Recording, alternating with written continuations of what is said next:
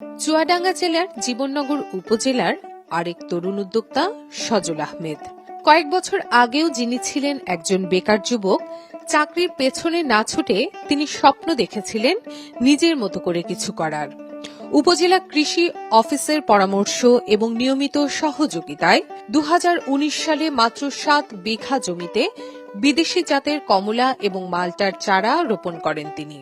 বর্তমানে তার বাগানের পরিমাণ প্রায় 139 বিঘা। এর মধ্যে 60 বিঘা জমিতে মাল্টা এবং 17 বিঘা জমিতে উন্নত জাতের কমলার চাষ করেছেন। তার বাগানে চাষ হচ্ছে Australian yellow king, American Naval এবং বাড়ি মাল্টা 1, যেগুলোর বাজার চাহিদা অত্যন্ত ভালো।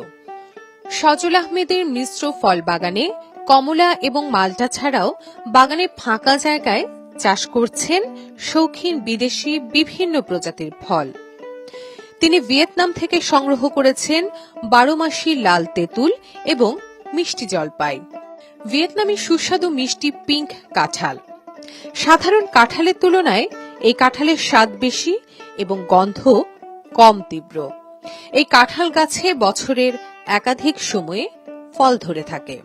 এছাড়াও ব্রাজিল থেকে সংগ্রহ করেছিলেন রোলেনিয়া জাতের সুস্বাদু আতা ফল।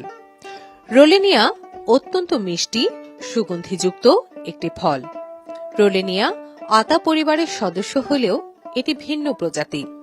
আমরা এটা মিশ্র বাগান করেছি। এখানে আপনার কিছু হচ্ছে অ্যাভোকাডো গাছ লাগানো আছে, কিছু রামভুটান আছে, কিছু মিষ্টি জলপাই আছে।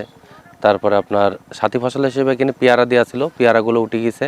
এখানে 12 মাসি কাঠিমন আম আছে, এখানে ননি ফল আছে, তারপরে এখানে আপনার খেজুর আছে, তারপরে এখানে হচ্ছে আপনার রুলুনিয়া আছে, তারপরে আমরা বেদনা কিছু ট্রায়াল দিচ্ছে এখানে। এটা আপনার প্রদর্শনী প্লট হিসাবে রেখেছি। আমরা এখানে থেকে গবেষণা করছি আসলে যে এগুলো কেমন হয়। প্রথমে যখন বিভিন্ন দেশ থেকে বিভিন্ন জাত সংগ্রহ করি, এই জমিগুলোর উপরে ট্রায়াল দিই যে আসলে কেমন হচ্ছে। পরে যখন এখান থেকে রেজাল্ট ভালো আসে, সেখন আমরা এখান থেকে দেখা যাচ্ছে যে পরে বাণিজ্যিকভাবে বড় বাগান করছি। এটা হচ্ছে ভিয়েতনামি জলপাই। এটা হচ্ছে আমি মূলত সংগ্রহ করি ইন্ডিয়ার থেকে। এটা হচ্ছে 12 মাসি জলপাই। এটা আপনার আমাদের সাধারণত জলপাই বেশিরভাগ হয় সিজনে একবার, আর ওটা হচ্ছে টক হয়। আর এই জলপাইগুলো এখনও অনেক বড় বড় সাইজের হবে, এটার বিচিগুলো ছোট হবে, আর এটা অত্যন্ত মিষ্টি একটা জলপাই। এগুলো খাইতে খুবই সুস্বাদু। আবার এটা বাণিজ্যিকভাবে চাষও করা যাবে। এটা যে পরিমাণ বেয়ারিং, কেউ বাড়ি শখ করে যাতে একটা ছাদ বাগানেও লাগায় রাখে, সে দেখা যাচ্ছে এটার ভিতরে ভিটামিন সি পাচ্ছে, মিনারেল পাচ্ছে। জলপাইতে কিন্তু কোষ্ঠকাঠিন্য দূর করে।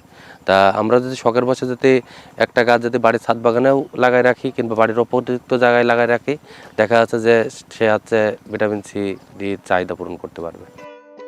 রোলেনিয়া জাতের আতা ফল পাইকারি বিক্রি হচ্ছে 650 থেকে 700 টাকা কেজি দরে। এছাড়াও মিষ্টি এবং লাল তেঁতুল পাইকারি বিক্রি হচ্ছে প্রতি কেজি প্রায় 800 টাকা দরে। ভিয়েতনামি মিষ্টি জলপাই বিক্রি হচ্ছে 250 থেকে 270 টাকা কেজিতে এবং ভিয়েতনামি পিঙ্ক কাঁঠাল প্রতি পিস বিক্রি হচ্ছে 2000 থেকে 2500 টাকায়। শুধু ফল উৎপাদনে সীমাবদ্ধ নয়, নিজস্ব নার্সারিতে বিদেশি ফলের 1 থেকে 2 বছর বয়সী কলম চারা উৎপাদন এবং বিক্রির মাধ্যমে তৈরি করেছেন বাড়তি আয়ের নতুন সুযোগ। এই উদ্যোগকে সফল করতে নিয়মিত পাশে রয়েছে উপজেলা কৃষি অফিস। আমাদের কৃষি সম্প্রসারণ অধিদপ্তরের বিভিন্ন প্রকল্প আছে, বিশেষ করে আমাদের টেকসই প্রকল্পের বিভিন্ন ফল বাগান আছে। আমাদের মাল্টা আছে, তারপরে কমলা আছে, শরীফা আছে, জলপাই আছে। এগুলো আমরা তার এখানে দিই। সার্বিকভাবে আমরা সজলের পাশে আছি। তার সার্বক্ষণিক এখানে 10 থেকে 12 জন কাজ করে, রেগুলার যে কাজ করে যারা, তারাও ঠিক সজলের মতো দক্ষ আমরা তৈরি করেছি। আমরা বিভিন্ন প্রকল্প থেকে তাদেরকে আমরা ট্রেনিংয়ে ডাকি। আমার ব্লকেই এরকম 4 থেকে 5 জন বড় উদ্যোক্তা আছে। আর ছোট ছোট উদ্যোক্তার কথা যদি বলি, আমার ইতিমধ্যে 20 জন উদ্যোক্তা আছে। যেমন আমাদের ভার্মি কম্পোস্ট আছে, ট্রাইকো কম্পোস্ট আছে, তার মিশ্র ফল বাগান তো আছে, তারপর মাশরুম আছে, আমাদের এসএমই কৃষক আছে যেগুলো বীজ উৎপাদন করে। এরকম কৃষকও আমার ব্লকে ইনশাল্লাহ আছে।